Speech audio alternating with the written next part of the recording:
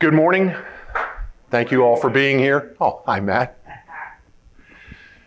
Subject today is weaponizing technology. One event I did, I wasn't allowed to use the term weaponize. That individual that would not allow me to use the term weaponize just entered the room because there was some connotation as weaponize, using the word weaponizing. I want to give you just a little background on myself. I've been in the security business basically all of my adult life, 20 years, maybe a little more. About 6 years ago, I had the opportunity to join the Coast Guard Auxiliary. When I joined the Auxiliary, again, being a security veteran for many, many years, I had to take some training if I wanted to play with the big boys and go out on the SAR vessels and do SAR missions. And one of the trainings I had to take was something called Incident Command, better known as IS-100. I took it to pass the test because I desperately wanted to go out with the big boys. And I woke up in the middle of the night the next night and went, holy crap, I didn't know that. And I started taking all the FEMA training I could take, and I started looking at some of the active shooter events that had occurred, and I said to myself, there's something more we've got to do. You'll see I've been trained as a solo engagement operator, SWAT basically. Did that at 62. The most painful part of it was losing a toenail and being called by my 30-year-old peers, Pop-Pop. They didn't see me sit down. They didn't see me quit. They didn't see me cry. Didn't see me cry is the kind of the key thing, because when I got home I was hurting pretty bad each night. But as I started looking at that, I said, well, there's another component to this, and that's the medical component. I need to know more about that. So I spent 3 days running with 30-year-old EMTs and paramedics, and I learned tactical emergency casualty care, which we're going to talk about a little bit later. As I started looking at all that, I realized something, that we're not doing everything we could be doing during these active shooter events. And that's basically what we're going to talk about today, is active shooter and workplace violence. Now, I'm going to break a critical rule today in that I'm going to try and sell you something. I'm not supposed to do that during sessions, but I'm going to do it. I'm not going to try and sell you a product. I'm not going to try and sell you a service. I'm going to try and sell you on a concept. Now, the beauty of this concept is it's free. The other beauty of this concept is I believe in it, and I'm going to prove it to you. Now, over the last 20 or 30 years, a lot of things have changed in our industry. When you look at the technology that we have available, there's absolutely no comparison. Would everybody agree with that? When you look at the threat surfaces or threat vectors that we face today, have those changed? You know, 30 years ago, we thought about the guy that went postal, but we never really thought about anybody coming in and shooting up our schools. Now, another thing that's changed is regulatory guidance and best practice that now exist. There's regulatory guidance and best practices out there that will aid your clients in creating a safer workplace. So when we think about it, technology's changed, threat vectors have changed, best practices have changed or actually been codified in some fashion. What I believe hasn't changed is the way we talk to our clients and the things we talk to our clients about. Yes, we're not talking about VGA or who remembers Vidicon and Nuvicon. You know, we're talking about a little higher tech type of equipment. But when we actually drill down on risk and how they're dealing with it, I don't think we talk about that a lot. So what we're going to talk about today in the roughly 50 minutes that we have left, we're going to look at what the top 10 threats are. Makes sense? I'm going to make sure that everybody has a clear understanding of risk, or at least the way I perceive risk. We're going to look at some first responder tactics. Do I have any former law enforcement, any EMS? Okay. Do you do any CQB work, any close quarter battle? If I see anything wrong today, correct me, okay? We're going to look at some regulatory guidance that's out there and the effect that regulatory guidance can have on us.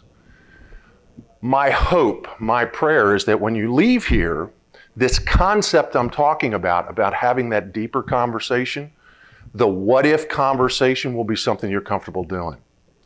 So what are the top 10 threats? Who can tell me? Give me the top 3. Not you, James, not you, Brad. Top 3 threats. Anybody?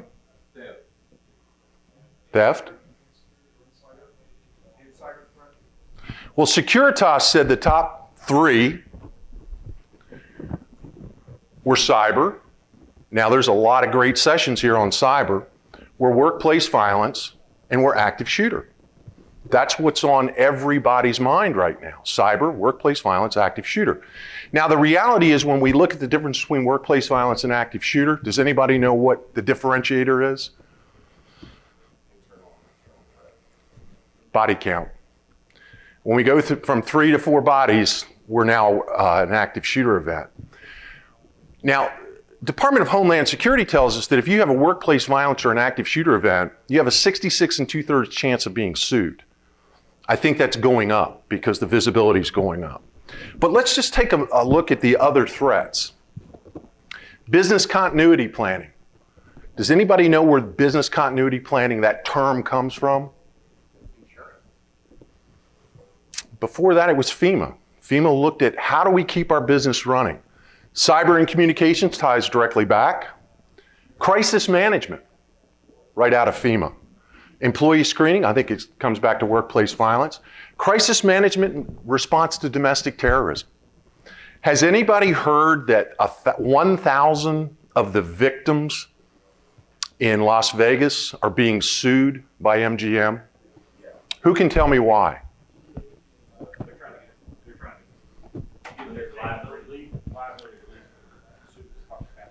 And how do they think they're going to do that? Safety Act. What does the Safety Act say? It has to have been a terrorist event. Who determines whether it was a terrorist event? The head of DHS. They haven't done that. So they're preemptively suing these folks. But anyhow, crisis management, property crimes, environmental, and social. Those are the top 10. Are we asking the what if questions about that? Now, Brad, I'm going to ask you to read this statement on the board for me, if you would. How are you currently resource typing and weaponizing your technology solutions as part of your all-hazard critical incident response plan? When you're talking to your clients, how many of you would feel comfortable asking that question? More importantly, what does that question mean? Resource type, weaponizing.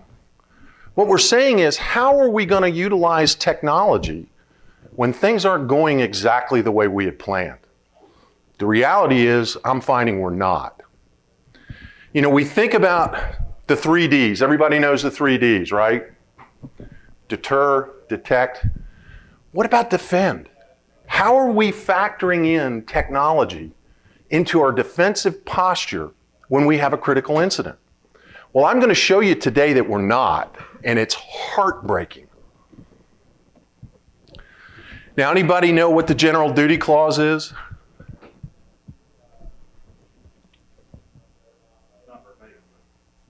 What do you know about it?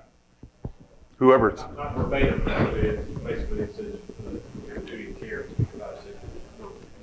It's pretty simple. Your facility must be free of recognized hazards or recognizable hazards that may cause serious injury or death. This is a citable offense, and it's starting to be cited more and more. Now, it's not a big deal. It's a $14,200 fine. Not a major deal to a major corporation. When you pay that fine, what have you done?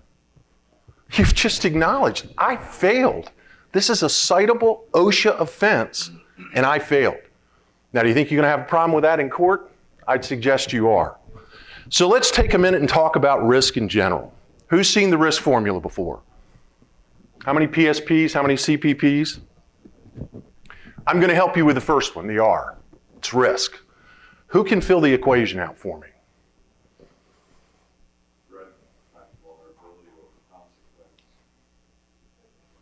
Not exactly. It's threat times vulnerability times impact over what? No. Thank you. Countermeasures. Folks, that's the business we're in. We're in the countermeasures business. We can divide countermeasures into our threats and vulnerabilities. I mean, think of this for a second. I'm a 64-year-old male. My dad lived to 97, my mom lived to 93. What's a risk that I face? Premature death, because I have some longevity. What are the threats? Well, there's cancer, there's heart disease, there's all kinds of threats. What makes me vulnerable to that? Well, it could be genetics, could be lifestyle. What would the impact be if I had a coronary event? Could be a minor impact, could be a major impact. What are my countermeasures? Very simple. Eat better, which I don't. Exercise more, which I won't. I exercise some, but not enough. This is the same formula that applies to life that applies to security. How are we using this formula? Are we having this conversation with our clients? I find for the most part we're not. Now we're going to take a minute. I'm not going to read you any slides today, I promise that. But when we think about risk, it's not a complicated concept. It's a positive or a negative outcome. Now, how many of you have clients that lay awake at night worrying about the good things that are going to happen tomorrow? None, right? They only lay awake and worry about the bad things that are going to happen. And what they really worry about is, am I going to be liable? Is there something I did or I didn't do that causes me to be liable? And where I really get nervous is when I think about negligence. Are you folks familiar with negligence? Because it's a very, very simple concept. You have a legal duty. Does this hotel have a legal duty to keep us safe? They do. If something goes wrong, could one say that they had breached that duty? I'd suggest to you that they can. Let's skip 3 for a second and go right to 4. If we had a mass shooting in this building, would it be pretty simple to figure out the injuries and damage? Yeah. Well, this is what trips us up. Proximate cause, which is what we did or didn't do. What we did or didn't do. It's a problem. Now, when we look at risk, we all know there's tangible risk, and there's some really great ways, quantitative ways to factor what that risk is. What is the single loss? How many times can it happen? And so on and so forth. Well, when we start talking about violence, which creates intangible risk, it's a little tougher. So we have to do a qualitative risk analysis. On any risk analysis, regardless how low the probability is, when we put the impact or the consequence out to high, in the Coast Guard we call that an amber score, which means we have to do something to mitigate that threat. Well, if we're not doing something, an active shooter, I don't care, even if nobody gets hurt, it's a catastrophic event. So what's one of the problems? Siloing. HR handles workplace violence. Production handles production. There's all these different things that affect the enterprise as a whole. But in reality, when something goes wrong, who gets stuck with it? Security. When we look at the buckets of money that are out there to fund projects, security is typically the smallest bucket, right? But there are traditional security devices that could help HR. There are traditional security devices that could help production. So there's all types of things that our technology, if we break these silos down and look at risk as a threat to the enterprise, not just to a single silo within the enterprise, now all of a sudden we can start looking at ways of monetizing that. Who remembers this? Who can tell me what this event was? Columbine, what happened? You recall? Yeah, angry students went in and shot the school, and fortunately had what I would call poor and unfortunate for everyone planning, and set bombs that did not go off. Actually, their planning was excellent. Their procurement department didn't do a great job because they took low bid on the timers, and the timers didn't work. But Columbine really got us kick-started on this whole school shooting thing. The reality is it was the best planned event that's ever occurred. I mean, down to the point that they had set timers in the cafeteria to blow the support columns to bring the ceiling down on the students. They had sent IEDs out in the parking lot on different times, such that when EMS and law enforcement arrived, they were to blow up and create havoc out there. Very, very well planned. Thank God they took low bid on the timers. But the other thing that came out of Columbine was, even though there was a SRO there, an armed school resource officer who actually exchanged gunfire with these guys, he didn't enter the building. Let's listen to just a second to what happened. Jefferson County 911. Yes, I am a teacher at Columbine High School. There is a student here with a gun. He has shot out a window. I believe one student shot.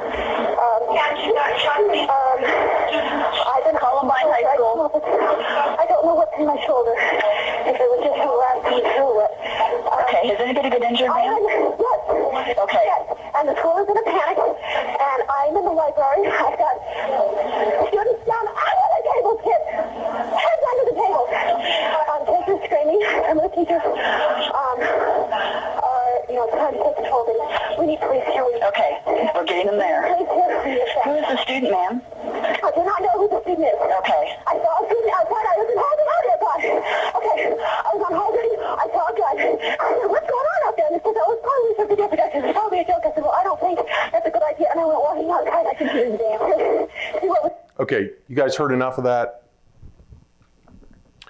The librarian in this case was extremely brave. She'd been injured. She had glass in her shoulder. For approximately 4 minutes and 38 seconds, she told the children to get down under the desk. It was the wrong decision. Because if you look at the floor plan, they could have easily exited out of the building. Keep in mind, this went on for 4 minutes and 38 seconds. We didn't know what we didn't know. The only thing we knew was shelter in place. Now, when I was a kid, we actually got under our desks when they did a nuclear drill. Now, I don't know what they thought was the desk was going to keep us from the H-bomb, but we did it. But the reality in this particular case, the kids stayed because that's what they had practiced. And the reason why they had practiced, at that time, they were having drive-by shootings. The idea was to get the kids low so that even if the gunfire came through the windows, they wouldn't be hit. But in this case, it was terribly wrong, and it went terribly wrong. 4 minutes and 38 seconds or so. So what changed? Well, tactically, law enforcement no longer waits for SWAT.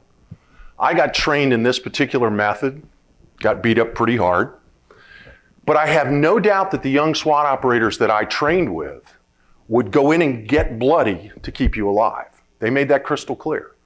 They will move towards the gunfire. If they have stimulus, meaning gunshots, screaming, they're not waiting for anybody else. They're going to call it in, they're going to give their location, they're going to tell them what they're doing, and they're moving in to down the threat. Another thing that we're seeing done a lot now is something called small cadre tactics, diamond formations. Did you do diamonds? Yes, sir. Yeah, the biggest teaching in the law enforcement community now is a change of mindset. The biggest teaching right now in tactics is changing the mindset of the offender, the aggressor, and that is going in and basically converting their thought process of a body count to defending themselves. So first and foremost is to get into the building, confront the assailant, and get basically draw their attention from innocent civilians to yourself. Great point. What typically happens when that happens? It's normally a gunfight. Or what? Or they self-terminate. Yeah, they self-terminate, or you're able to capture them. Most of the time, self-termination after a gunfight. When you trained on diamond or solo, did you do any diversionary round training? A little bit using flashbangs. Okay. My specialty was long rifle, so a lot of times I was on the roof across the street type thing, unless it was an entry situation. Looking through the glass, and the glass is always full. Yes, sir. When you said that was the one that when they started the diamond formations and going in, first responders. Are you sure it was Columbine? Because the one that, well, state of New Jersey kind of like caught on was the West Virginia one. Because those cops waited for SWAT while he took out 32 people. And they waited. It's all according to policy. We're seeing more and more policy now, teaching solo engagement, teaching the diamond, and so on. The biggest change was the change from negotiate to neutralize. That's the biggest change. Yeah, the Columbine was all based on a hostage response scenario, not an active shooter based scenario. And so that's the major change that occurred. Think about it for a minute, though. Had we thought about an active shooter environment? I mean, did we even have a term for active shooter at that time? The answer is no. Now, that doesn't mean there'd never been a shooting in a school, but there'd never been anything like this that had all the planning. The point I'm trying to make here, though, is since Columbine, law enforcement has changed tactics. They're getting very aggressive. Now, when we look at what the medical community is doing, the training I took was TECC, which is a direct spinoff from TCCC, which is a way to treat people, in essence, on the X. We have paramedics, we have EMTs now that have actually trained to embed in a tactical stack and move into a warm zone. We'll talk about that in a second. So in the old days, we had cold zones only. EMS, firefighters will run into burning buildings as we're running out. They're not running in if there's gunfire. Well, we recognize that to respond properly to these types of shootings, we got to get medicine on these people in a hurry. Why is that? 80% of all gunshot victims bleed to death, period. If you look at this graph here, it would tell you that if you can get to them in 15 minutes, unless it's ephemeral or brachial, you've got a very high probability of saving that life. Now, there might be some disfigurement, there might be a lot of things that can happen, and we're going to talk about how we can impact that response time. But Department of Justice has just released a whole bunch of money in the way of grants to better train our first responders. It's critical. We're asking these guys, especially our paramedics and EMTs, we're asking them to do a lot. James, thank you for your service, was a corpsman in the Navy, which meant he operated with a Marine Corps group. Most of our EMTs and paramedics are volunteers, or a lot of them are, and we're asking them to go into a firefight. They're not used to that. So, police have changed, EMS has changed. What about civilians? Run, hide, fight, avoid, deny, defend. We're telling our general population now, who in here is taking a run, hide, fight training? Great. Anybody who wants to take one, 907A, FEMA, IS 907A. It's 1 hour to run, hide, fight. But I have a real problem with this graphic. Anybody want to guess what my problem is with that graphic? The word run has an arrow to the word hide, which has an arrow to the word fight. Folks, I will tell you it is not a linear process. You have 3 options in one of these scenarios that you're trained on. You're given a mental hall pass.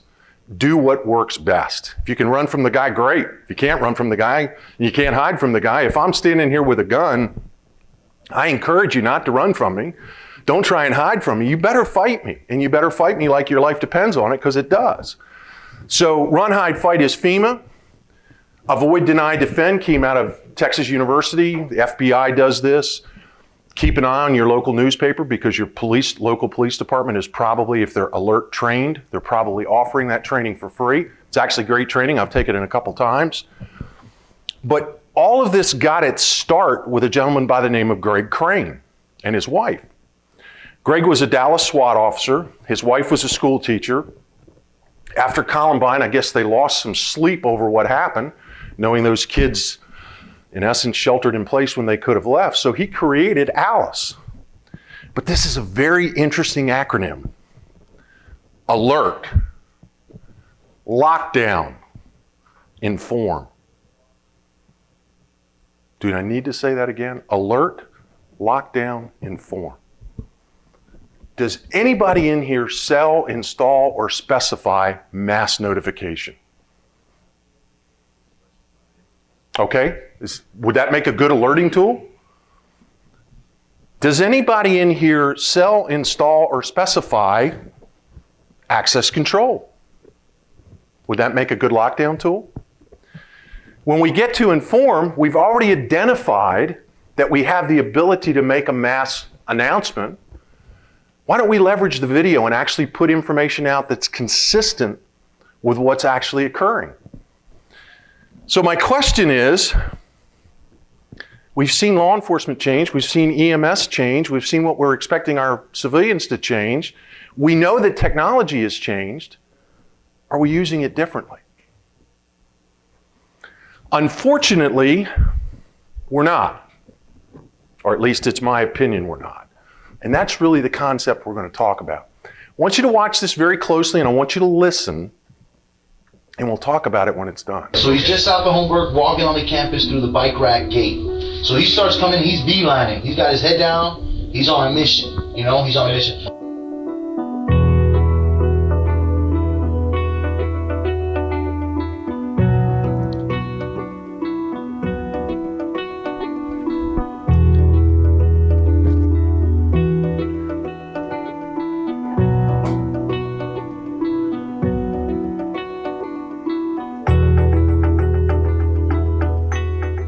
He sees my golf cart and he starts running to the building, inside the building. Right when he starts running inside the building, I'm naive, I'm kind of chasing him to go, to say the least, like pull up in front of the building to go in and see what he's kind of doing.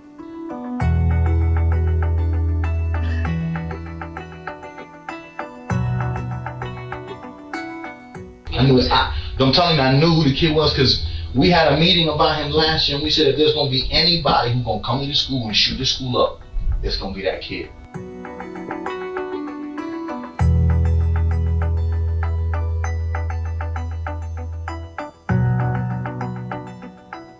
Not even a minute after he was in, I heard the first bang, like bah! And I'm like, oh, right? I'm like, what? So I got back in the golf cart, I'm starting to turn, I'm getting out.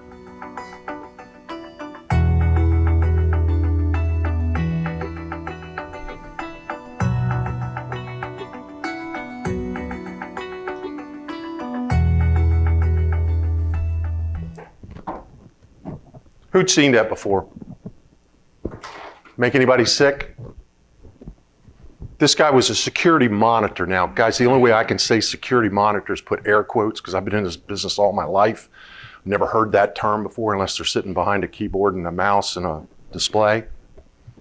Did anybody notice his t-shirt? Anybody? SOP was on the back of his t-shirt. Standard operating procedure. Anybody notice he had a lanyard on? On the back of his lanyard was all the codes. He had a radio.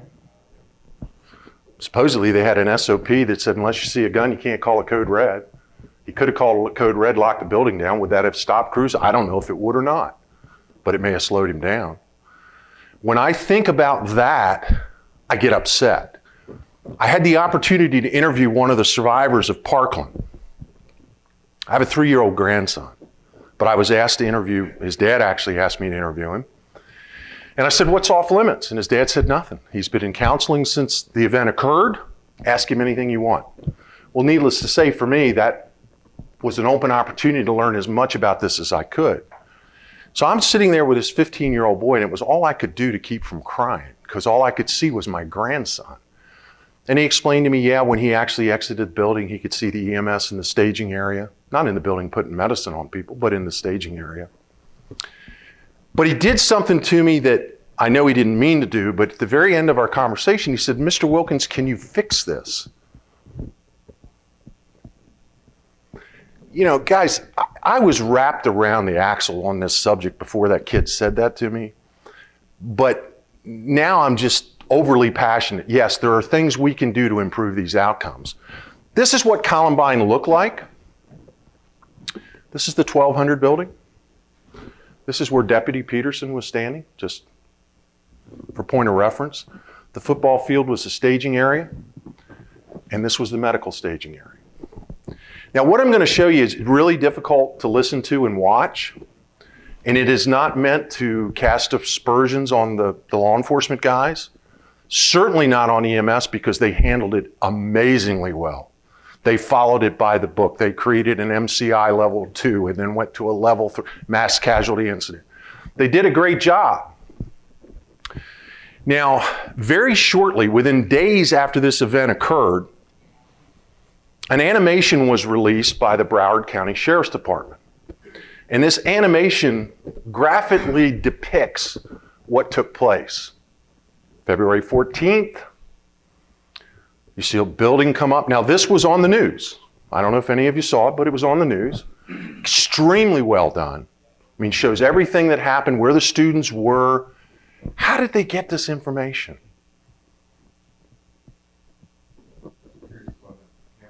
Really?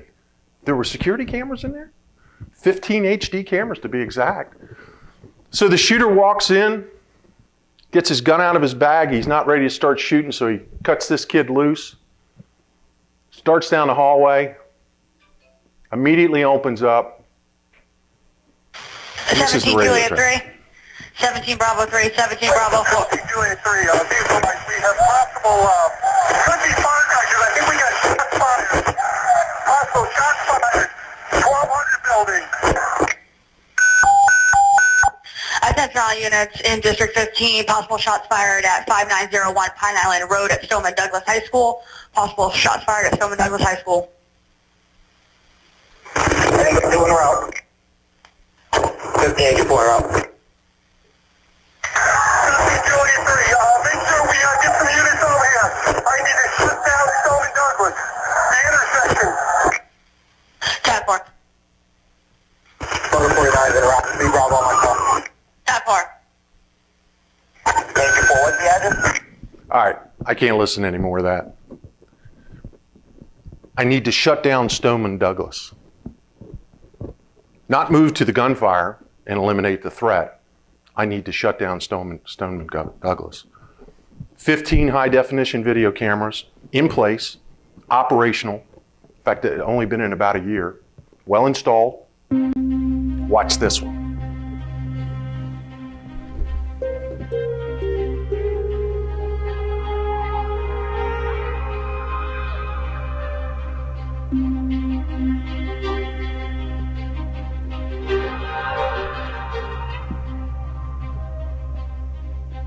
We need somebody with the camera system ASAP. Where's the principal? Who's with the principal? And we need to start making a plan here. They are monitoring the subject right now. He went from the 3rd floor to the 2nd floor. 3rd to the 2nd floor. He may have a gas mask on now. Stand by for further. They're monitoring him on camera.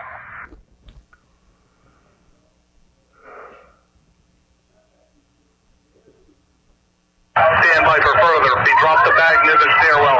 Stand by for further.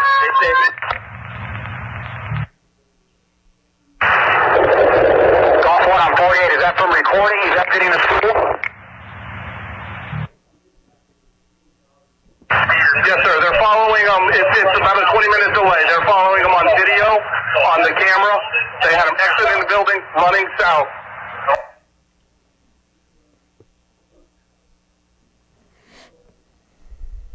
Attention units, if you can hear me on this radio, be advised the radios are having malfunctions.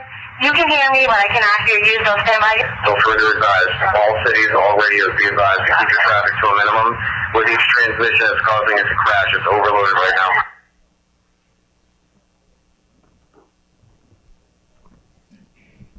now. What went wrong?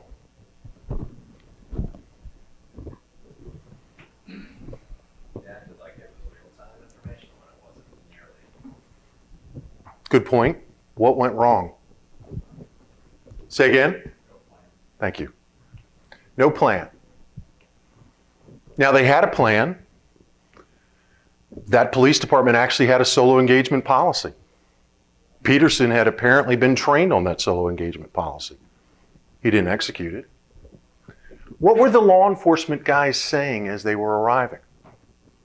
Which road to block off? There's gunfire inside the building, and they want to figure out which road to block off. Now, at the same time, EMS is arriving. They're creating a staging area. They're creating incident command. They're creating a medical transport branch. I mean, they're by the numbers. These guys are nailing it. But what went wrong?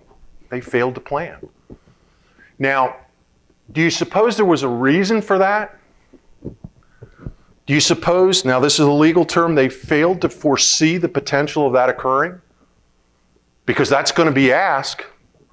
Well, if you look at the map, that was a real lack of foresight, because that's the shootings, violent events that have occurred this year in schools. So did they fail to foresee that that could happen? When they had a meeting and talked about a kid that was possibly, if anybody's going to shoot this school up, it's that kid. Yet they see him and do nothing. Best practice, were they following best practice there? You know, here you got a guy with a t-shirt that says SOP. Was there an SOP in place? You know, the number one best practice is an emergency operations plan. Now, I can tell you with absolute certainty that if you have an emergency operations plan and you have a specific annex as it relates to active shooter and you don't practice it, it's not going to happen. You will never rise to the occasion. You will fall to your level of training. And if you train till you get it right, under stress you will fail. You have to train till you can't get it wrong. Now, does that mean drilling the kids all the time? Not necessarily, but it means having a plan that the administrators are familiar with. They didn't have one. Now, as I said, when the first responders from EMS arrived, they did this. They immediately set up a modularized incident command structure, and they had their stuff wired tight. They knew exactly what they were going to do. Now, we're going to talk, if we have time, a little bit about NFPA 3000, which is an ASHER program. But one of the things that NFPA 3000, which is a provisional standard, says you shall have an incident command structure that is consistent with the National Incident Management System. Not you should, or hey, this is something you ought to think about. You shall. Does that create a best practice? I think it does. If you look at some of the training that came out in 2013, not 2014 or 15 or 16 or 17, in 13, there's a checklist that every school should follow. Are your school emergency operations plans, policies, procedures consistent with ICS principles?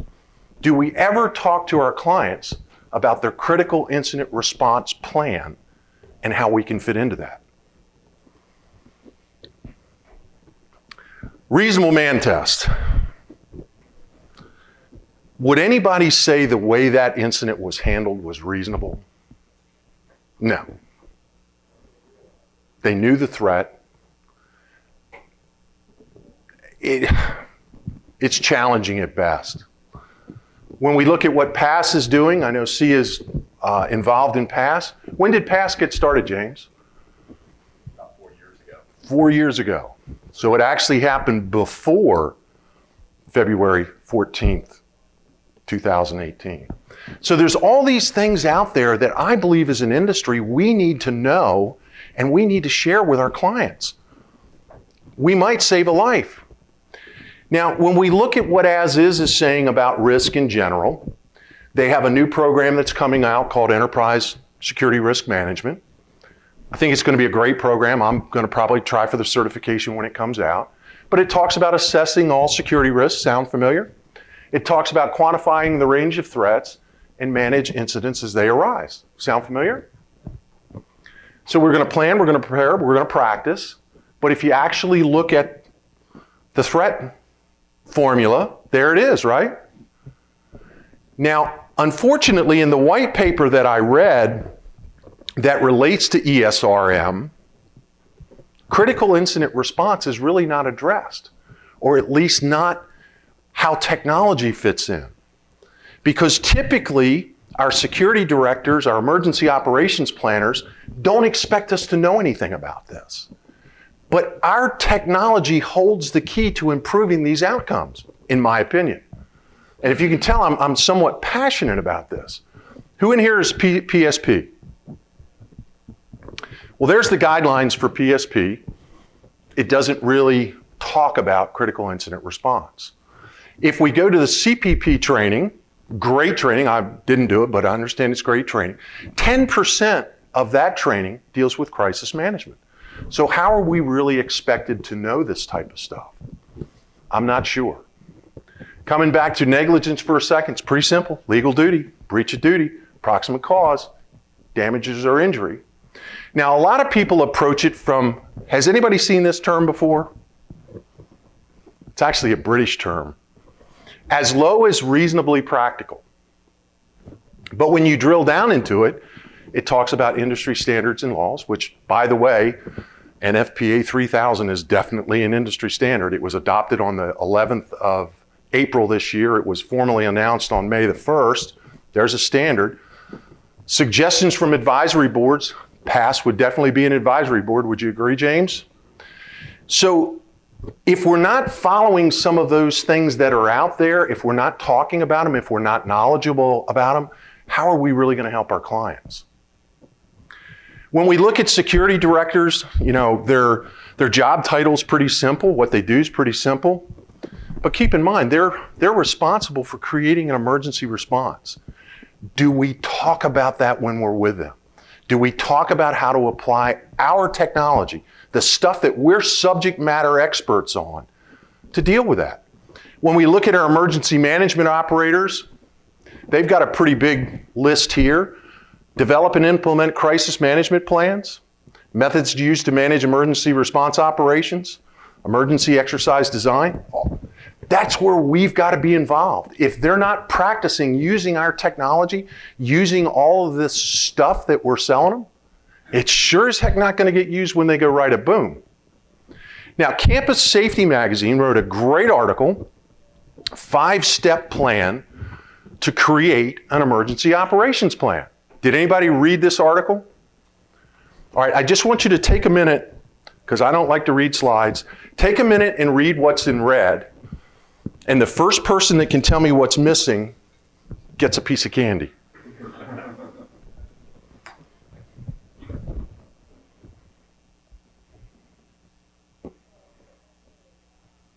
Time's up. What's missing?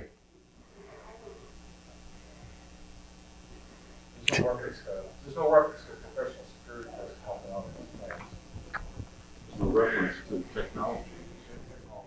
Does that bother anybody? You did read the article.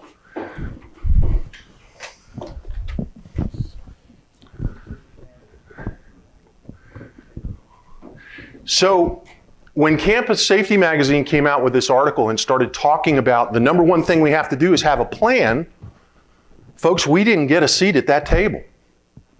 Yet what we provide can provide situational awareness, mass notification, lockdown capability, all the things that are critical during that incident. Now, if we look at what the FBI said, they came out with some information also for businesses, more or less. They talk about a basic plan. They talk about creating a functional annex. Anybody familiar with what an annex is? When you have an emergency operations plan, you pick your top threats and you create annexes specific to that threat. Anybody in here ever looked at a workflow diagram before? That's what an annex should look like. If this happens, these are the steps I need to follow to properly handle this event. We're not doing it. The FBI says we should be. They put this beautiful little chart together and they talk about identifying resources, but if you go through the document, there's no video mentioned, there's no access control mentioned, there's no mass notification. Well, actually mass notification is mentioned, but mass notification is not as effective as it could be if the information we're putting out is providing situational awareness. They make it quite clear in the FBI document that you shall follow ICS and NIMS. Before you walked in here, How many of you are familiar with Incident Command System and the National Incident Management System? How many of you have actually talked to your clients about the planning process that revolves around that? I can assure you that that is a conversation that they will embrace. You know, it goes into what the course of action should look like. It talks about the drills and the functional. I believe that we should be part of the drill or the exercise or the full exercise so that we can actually feed back to them or provide real-time information on how to use our stuff. Now, I love this statement here. I tried to highlight it. Businesses can blend into this response and aid in recovery. Blend in, we're all men, right? Gentlemen, I would suggest to you they are the first responders. The police get there after the incident started. So you're on your own for that first 5, 7, 12, whatever the amount of time is. What are we doing to keep ourselves alive? And it goes on to talk about resources, but nowhere in the document does it mention our technology. Gives you a great little checklist. Now, if we go to the Secret Service, great guys. My wife actually tried to get me to join the Secret Service because she said the guys look good in the suits. They came out. What are you guys laughing about?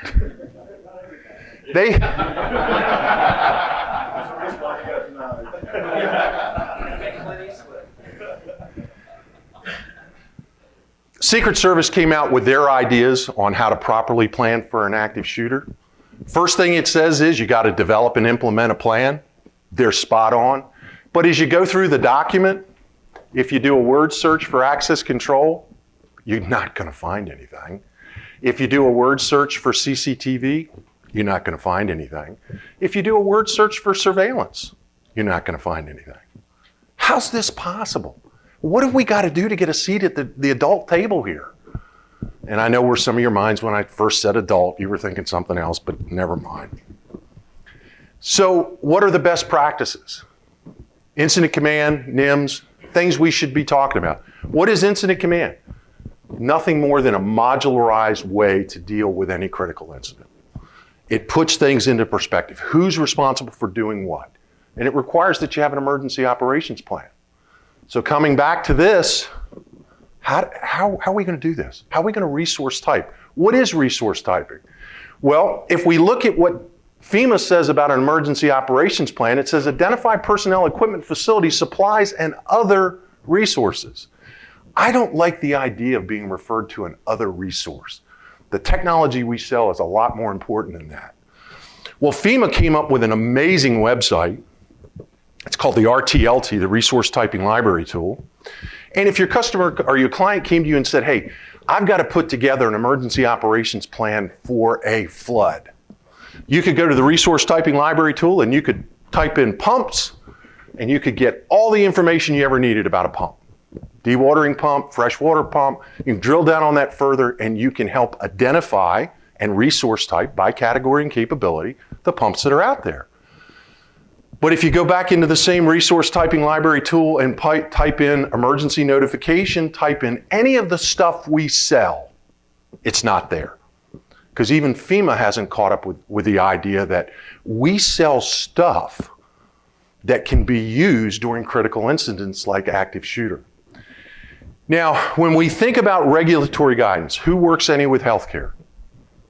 3148, have you read it? OSHA 3148?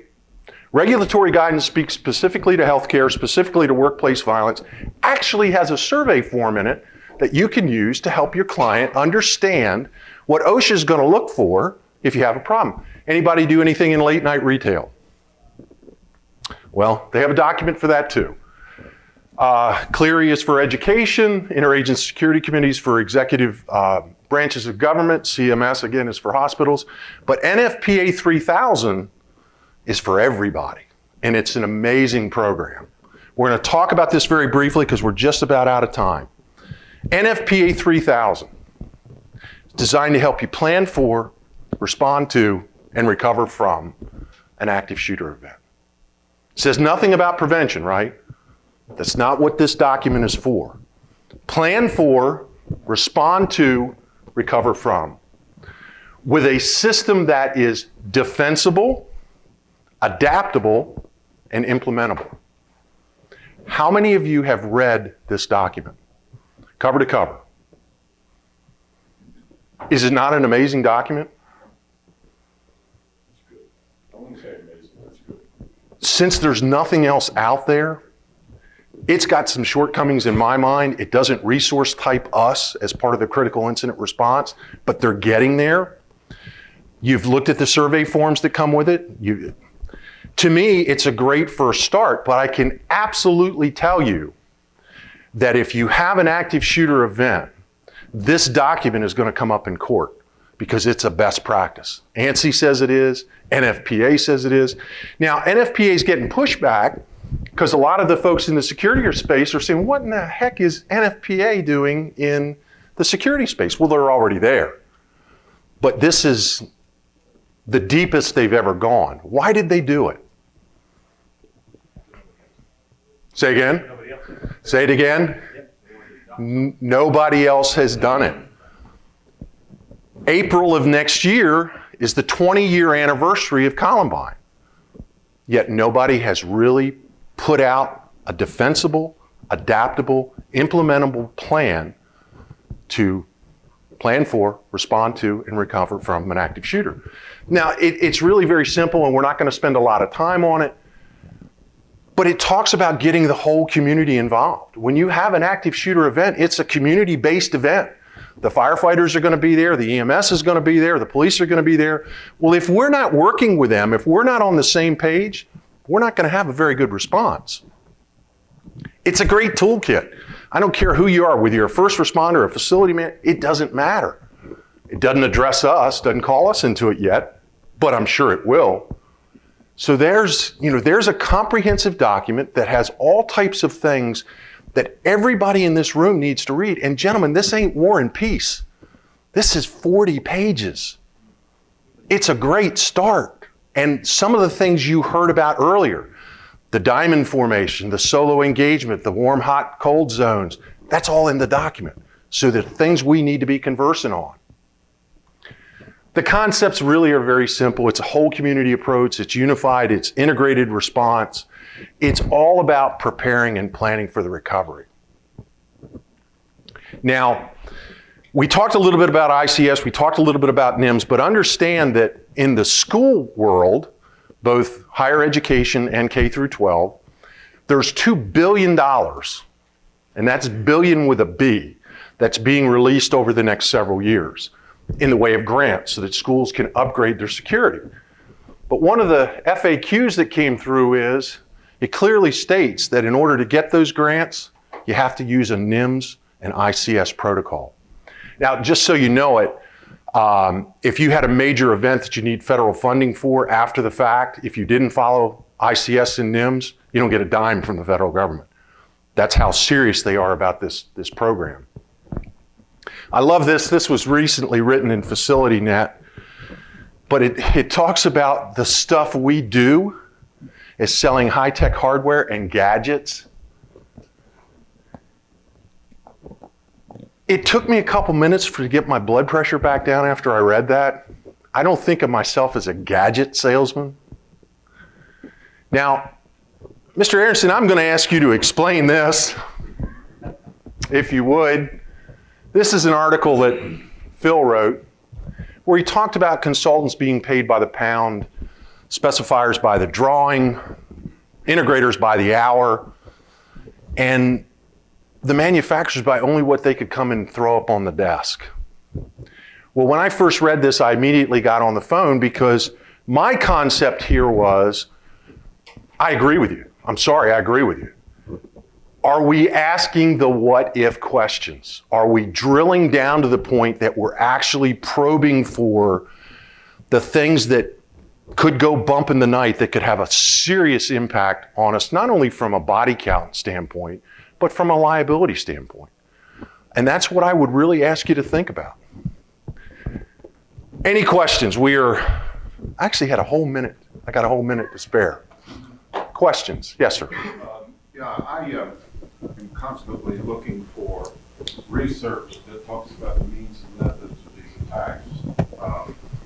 in a different kind of detail. Now, we've seen the movies and stuff about Columbine and a lot of the other ones, but I want to know things like what doors were closed, Go to the after action report. yeah, what was the exact travel of the shooter, how, what kind of detection systems were in, did the fire alarm go off, who set it off, why did they set it off, were doors locked, were certain doors breached, there's a lot of detail from an engineering perspective. Sorry. Testing. There's a lot of detail from an engineering perspective and I look at these cases as they come out and say, what could I, as a security engineer, do to mitigate this problem, or at least bring to the attention of those in power that the event, or that an event has started, and that it's critical that they react. And right now I'm taking myself out of the whole issue of training and not notification, but the whole issue of training and what happens after. I'm looking at that 30 seconds between the first, first gunshot or the attention method. If a guy breaks a window, Right. that's an attention method. If a Well- guy gets aggressive, that's an attention method. So when do people get the attention till after the event is in it? It's been very difficult for me to find. Well, what I would suggest to you is any particular event you're curious about, read the after action reports on them. They're typically extensive. You have to understand that if you look at the news clips, if you listen to the radio traffic and you read the after action reports, there's 3 different stories that you're going to see, and you kind of have to figure it out from there. If you look at the San Bernardino after action report, it's nothing like the way I envisioned it happen. If you look at the Las Vegas after action report, which just came out, it's nothing like what the audio clips and the early video clips that we were seeing on the news look like. So you got to kind of piece the information together. It's a great question, but the other thing we have to keep in mind, gunshot detection is now coming on scene, and apparently it works. I haven't done any test firing with it, so I can't speak to it. Aggression detection, open source intelligence gathering. There's all types of things out there that can actually be the precursor or when it actually happens. Because unfortunately, what happens in an active shooter event, it typically takes 5 minutes before the first call goes in. Anybody heard that before? Anybody know why? Because they think everybody else is calling. Normalcy bias. Yeah. My issue is with what I can do as an engineering person, like a huge project that I did. We put intervening doors that when you hit the big red button, whatever that big red button is, there's a lot of intervening doors that close automatically. So that's one thing, but you leave a bunch of kids outside when that happens. Right. So you've got to train your counselors and your teachers and your home monitors to make sure those kids are out of there before they get pulled in. So if you look at the San Diego case, was the fire alarm set off? Do you know? I did.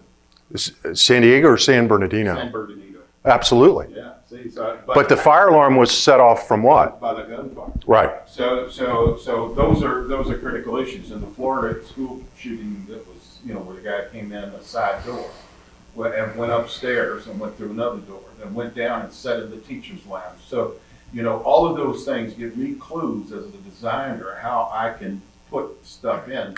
Maybe not to prevent it, but Well, to mitigate. let's come back to San Bernardino for a minute. It's one I've done some research on. Oh, stand by. You're supposed to be using the mic. I can't get the audio unless you guys use the mic. No, You guys use you mentioned San Bernardino. What happened at San Bernardino? You guys are having a conversation. Yeah, you're supposed to be using it. Oh, I'm supposed to use the mic. What happened at San Bernardino? It took almost 5 minutes before the first call went in. Yeah. It took an additional 2 minutes for dispatch to get a clear picture of what they were doing in dispatch. So we're now 7 minutes into it.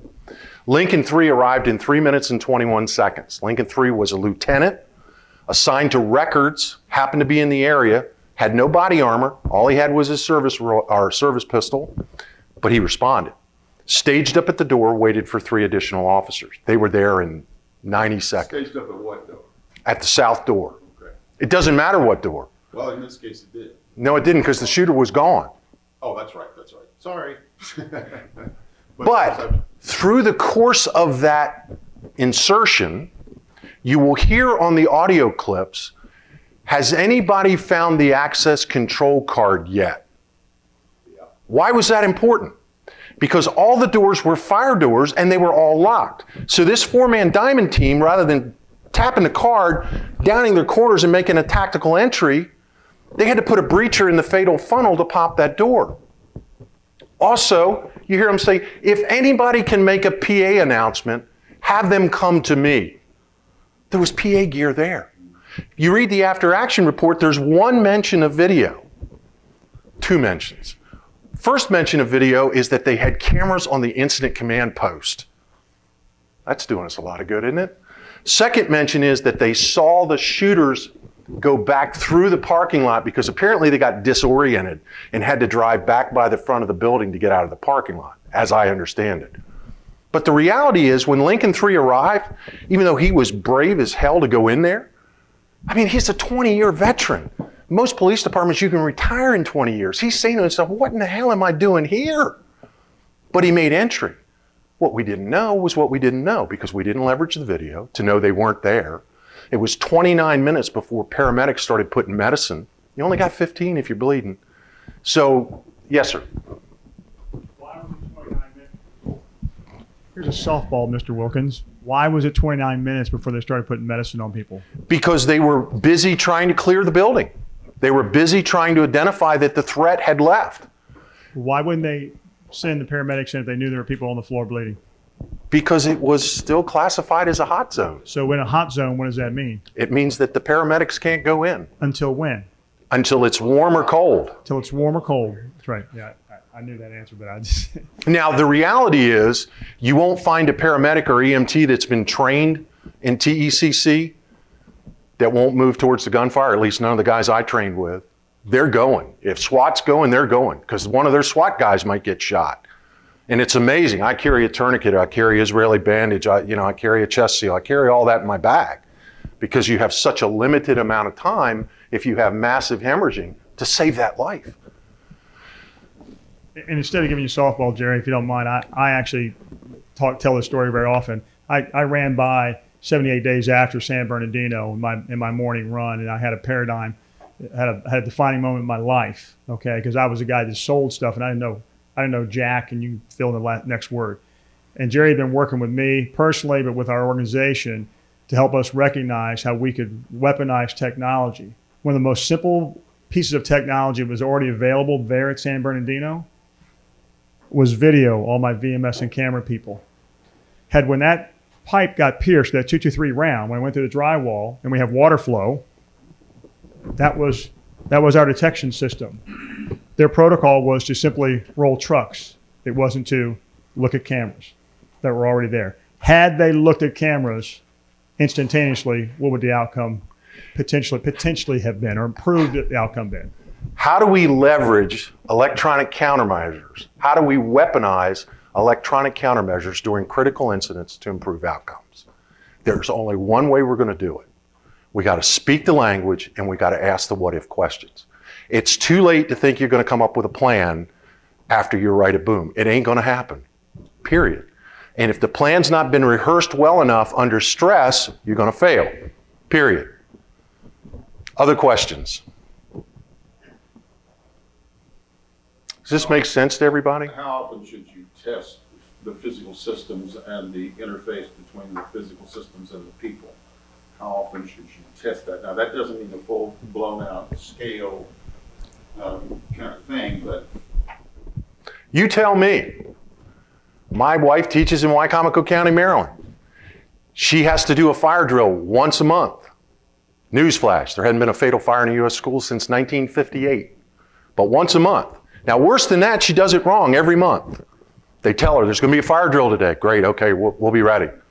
Fire alarm goes off. She comes out her door. Now, my wife is brilliant, but she misses some things. She turns right, she turns left, she exits the building. Her school was built 5 years ago, so it has a full point ID fire alarm in it, which means I know every heat detector, I know every smoke detector, I know every duct detector, every rate of rise. I know everything about what's going on related to the fire alarm. But they don't leverage that technology, and they don't create alternate escape plans. So if she has an actual fire and it happens to be in the hallway that she goes out of, she's stuck. Now, they also did an active shooter drill. They referred to it as a lockdown. She comes home, she says, hey, we did a lockdown today. I said, my antenna went up. I speak that language. What were you locking down for? Well, they didn't tell us. Okay, why? What do you think you were locking down for? Oh, we think it was active shooter. Well, why didn't they tell you? Well, sweetie, I don't think they wanted to tip off the shooter. Newsflash, honey. He knows. He's in there pulling the trigger. What did you do? Well, I locked down, just like you told me. I locked my doors, turned my... It's great. Had the school talked to you about that? No. Okay, well, good. At least you used something I told you to do. How did the hot wash go? What's a hot wash? Well, any tabletop, any drill, any exercise, any full exercise, anytime you do that, you do an after action.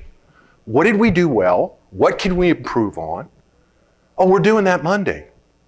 This was on a Friday. I said, honey, I'm trying to think, but the term hot wash would lead me to believe that if we don't do it immediately following, it ain't gonna happen. Sure enough, Monday rolls around, no hot wash.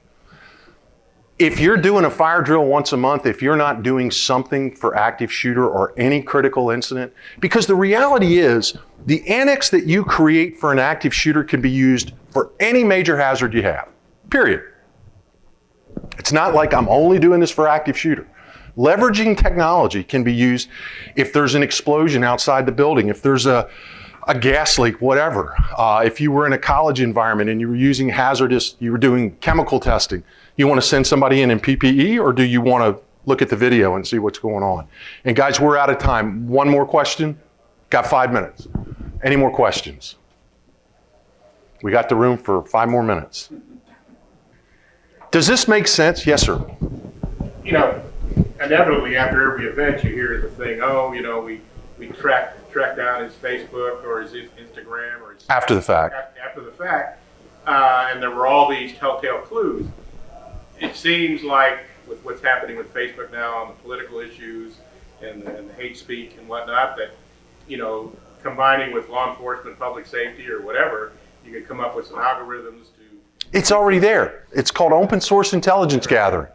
You put a geofence around an area, you put in the keywords you want to look for, and bam, if it shows up, you're notified. The problem is, are we going to do anything with it? The shooter in San Bernardino had more than 37 interactions with law enforcement. He had 2 direct threats or 2 direct calls made to the FBI that this kid's going to shoot the school up. You know, because of some of the rules and regulations as it applies to young people, there was nothing done. And we see the outcome. So using whatever we're putting in proactively and practicing with it proactively, again, it's too late. Once we go right at boom, you ain't rising to the occasion, you're falling to your level of training, period. In the planning section of NFPA 3000, it talks about using open source information. Yep. Being aware of that. So NFPA 3000 is even recommended. You need to know if this is a Jewish community or a Muslim community or a historical black community or whatever it may be that has had threats that you can grab off open source, then it changes the actual risk assessment piece of that particular location. So NFPA 3000 is giving you that. Yeah. Any other questions? I'm actually going to cut you out 2 minutes early if you're okay with that. Thank you very much.